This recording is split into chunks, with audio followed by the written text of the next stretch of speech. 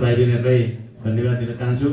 मैले भन्ने कुराहरू अघि नै भनिसकेको छु। विद्यार्थी भाइ बहिनीहरू परीक्षा दिन जाँदै हुन्छ र खानपानको कुरा पनि विशेष ध्यान दिनु होला।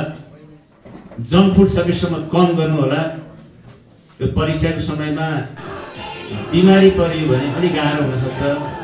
त्यसले गर्दा बिमारी पर्नु एउटा मुख्य कारण तपाईँको खानपान पनि हुनसक्छ र त्यो विषयमा जङ्क फुडलाई अत्यन्तै कमसेकम मतलब सकेसम्म कम गर्नमा आग्रह गर्दछु। र मैले धेरै भनिनँ।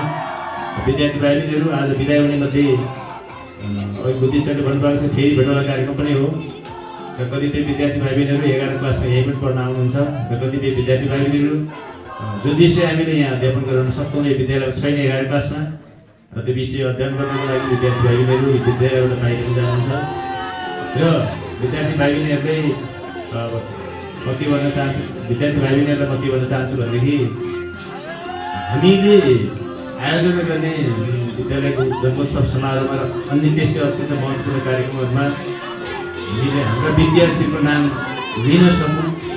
कहिलेका हामी हाम्रो विद्यार्थी भाइ बहिनीहरू जसले राष्ट्रिय अन्तर्राष्ट्रिय स्तरमा अत्यन्तै राम्रो प्रगति गर्नुभएको छ र गर्दै रहनु भएको छ उहाँहरूको नाम लिने गर्छौँ र यस्तो नाम लिने खालको काम पछि विद्यार्थी भाइ बहिनीहरूले भविष्यमा गर्नुहुनेछ भन्ने हिसाबमा म आशावादी छु र पुनः यो समयको पाबन्दीलाई समेत ध्यानमा राख्दै सी परीक्षामा सहभागी हुने सम्पूर्ण विद्यार्थी भाइ बहिनीहरूको पुनः पूर्ण सफलताको कामना सहित यो मेरो भनाइ अन्त्य गर्छु। धन्यवाद।